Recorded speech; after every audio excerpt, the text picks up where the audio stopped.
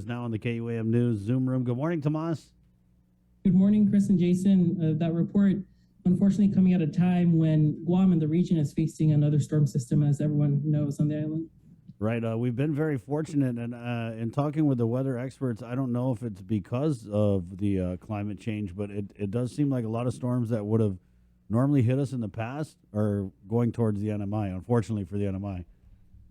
Yeah, and as we noted in that report, the IPCC, the Intergovernmental Panel on Climate Change, which is affiliated with the United Nations, released a report just last week, but this is something we've known for a while and something that we even received a report on in January from the Pacific Islands Regional Climate Assessment, which did warn of stronger storms, in addition to coral loss and health threats for Guam and the NMI specifically in the report. And so Micronesian leaders there, former president of the RMI, Hilda Heine, and her daughter, poet and climate activist, Kathy Joutno-Kijner, hoping that larger nations do their part. As we know, the islands themselves contribute the least climate change to the climate crisis, but oftentimes do face the brunt of it, as we see time and time again living in the islands. Right, and this is, Tomas, been an alarm that's been sounding for, I want to say at least a couple of decades.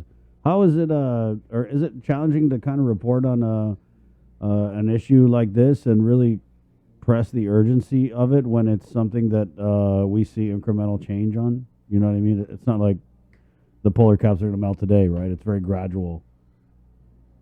Yeah, I think it's something that is becoming more of a regular conversation. I mean, we only need to look at our own backyard.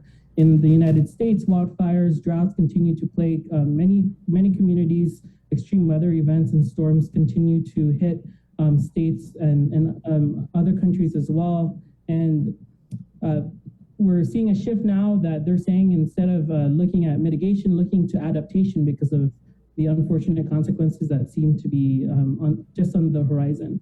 And sea level rise in the Western Pacific was the largest in the world, as Hilda Heine pointed out in that report. And the average sea level rise could still rise about 2 to 3 meters, 6 to 10 feet, and maybe more if more action isn't taken now. And looking at, as more extreme weather events happen, looking at adaptation, how can we help each other and build our infrastructure as climate continues to become more extreme? Because especially for folks in the Marshall Islands, they say that relocation is something that they don't want to seriously, Right. that relocation is going to be an option, but isn't something that they want to be mandatory because of the sea level rise and extreme weather events. Right, Tomas, I want to say that I've seen a lot of erosion on the east side in Epan, and then in Tuman, we're walking the dogs a couple weeks ago, and there are houses that are right on the beach with their little walls, and the water is, pretty much right up on those walls already, so I can't even imagine in, 5-10 years. Yeah, there's a lot of talk because the United Nations Climate Conference is happening, also known as COP26, in just a few months, happening in October and November. Solutions include reducing emissions, looking at renewable energy, right? These are things that we've known, we've grown up hearing people talk about, and now it's just becoming more real under the international stage for people to discuss and have tangible solutions to, especially those big emitters, as they were saying. Tomas, where are you right now? I'm in El Paso, Texas, visiting family right now, and it's interesting being here and looking at the weather events because there's also been flooding in the area. And so when I was in California, it was droughts and wildfires. When I was in New York, it was a heat wave and smoke coming from the West Coast. And in El Paso, it's flooding. And when you're home, now there's a storm. And so we can see that no matter where you're at, climate does matter, and the climate crisis is very real. What's the, if we could switch gears a little bit here, Tomas, what's the SITREP, the situation report, if you will, on the COVID in El Paso, Texas, Zori on the ground? As you know, Texas is one of the hotspots in the country currently, along with Florida. Right now, one of the biggest conversations happening is around mask mandates. My little sister goes to high school here. She's a senior. Their board right now is currently decided not to mandate masks in schools. The governor, of course, the governor here in Texas getting a lot of backlash for making a ban on mask mandates in schools. But as people are driving to school now, or that news that came out on Friday as people were driving to school, the conversation around kids, education, and masks and logistics, all of that is also happening here. What are the arguments on both sides that you can see?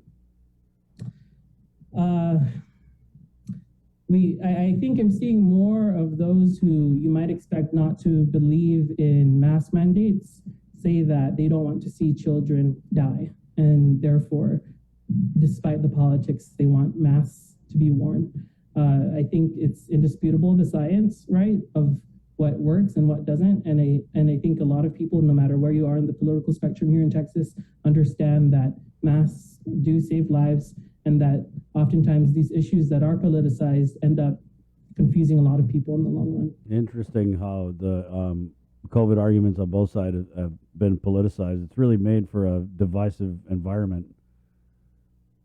That's an understatement. What else you working on? Go ahead. Yeah, no, and similar to the conversation around the climate crisis, we've just got to rely on the science and what it tells us, and follow that, because that's our best defense at the moment. I like the way you tied that together, Tomas. What about protocols there in El Paso, Texas? Because we were looking at the PAG here, the Physicians Advisory Group, had made recommendations to the governor to impose restrictions. And as you saw that soundbite we played from Dr. Cabrera, I believe the word he used was unique in terms of what protocols and restrictions the governor is considering. What are some of the protocols you guys are doing in El Paso, Texas? Well, it's largely up to the businesses. I think every, the United States is folks are back in the restaurants and stores.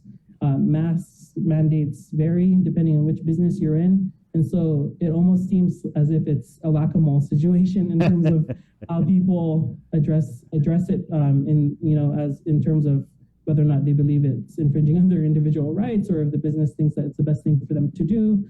Oftentimes, though, as I see it and have experienced here, having been, I'm only here for the next few weeks, but people making their own personal decisions. And I think right now the biggest conversation is what to do at schools, and whether or not schools are going to go back online. And one thing I am hearing here in El Paso is that lots of cases that do turn out as positive are not being shared with parents due to privacy reasons. But of course, the public would want to know when students test positive. So it's a balance that government and education leaders have to make. But we're constantly tuned into our phones, waiting to hear from leaders on what the next steps are and what we should do. Good talk, Tomas. We're excited to get you back. If you could just maybe share with the audience some of the things that you'll be working on as part of the KUAM news team when you make your return to the islands.